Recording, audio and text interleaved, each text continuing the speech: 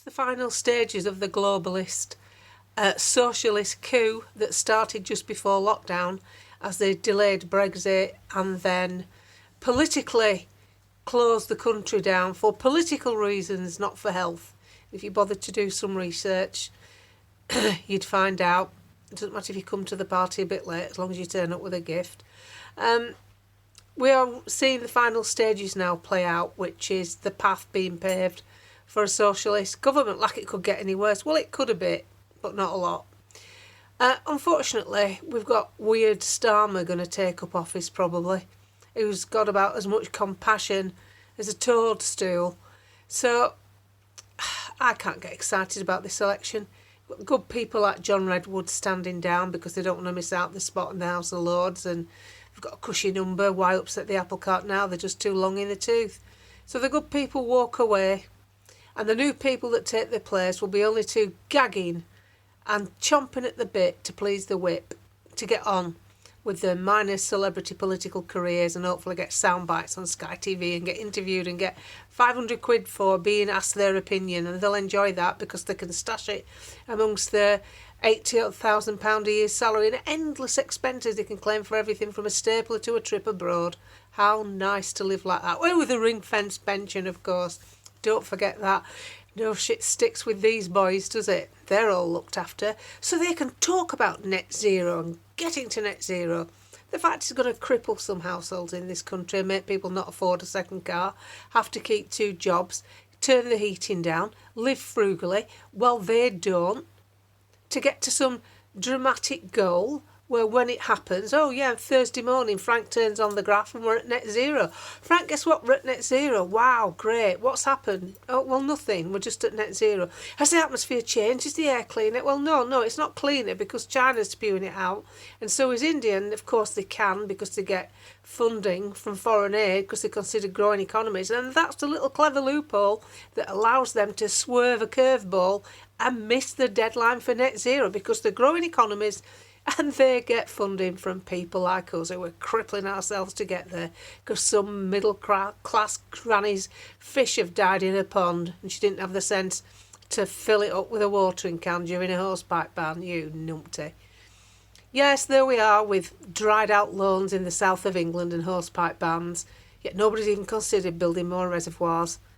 Places like the Canaries that are arid, using desalinated water and water plants and bottled water to drink. No mention of a water shortage there, despite the rainfall being thousands of millimetres less.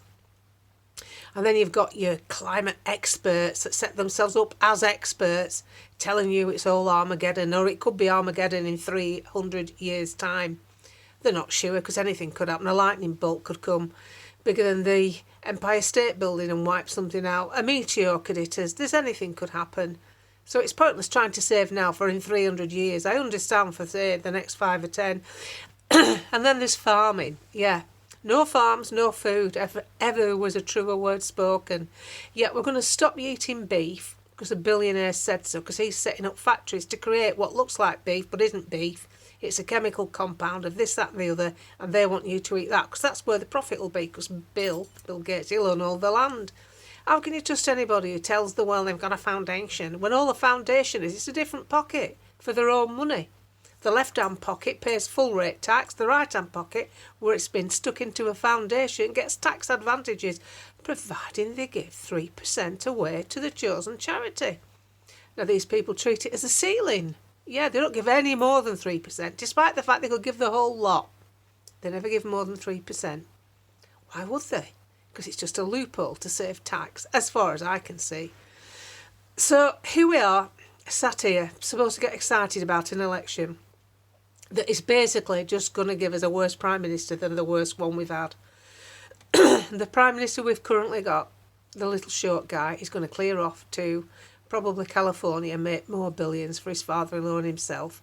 And Great Britain will just be a notch on his rifle butt, won't it? Oh yes, I ran that country once into the ground, as along with many other politicians who are so ring-fenced from reality they don't really give a shit what happens to you. and the media trying to buzz it up, because finally the 24-hour news programmes that are desperate for something to say have actually got something to say, and trying to get you whipped up into enthusiasm about which party's going to win. It doesn't bloody matter. They're all on the same road. We're on the road to hell. It's a helter-skelter. It's just that the Tories give you a map.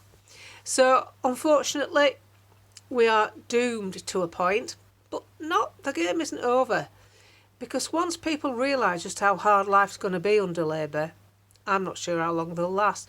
And then you've got the added advantage of once the Tories are out of power, the backers will be disgruntled and put pressure on them to become what? To become more Tory. So it might be just what we need to clear out all the chaff.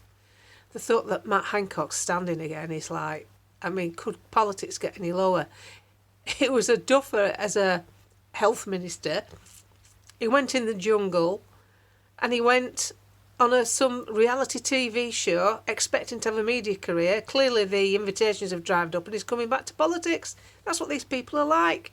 They're soulless creations that look similar to man and then get slotted into positions that tell you how to live. They're not fit to run their own lives, let alone tell you how to run yours. So I'm up to here with them all. I've been at it too long. So make your minds up which way you want to vote. Abstaining won't do anything. Voting for Labour will only speed up your own death. And the Tories are going to do it anyway. That's where we sit. And Reform, they're not organised enough, are they? They are simply not organised enough. And sadly, George Galloway's party will probably have more effect on this election than what our own Reform will do.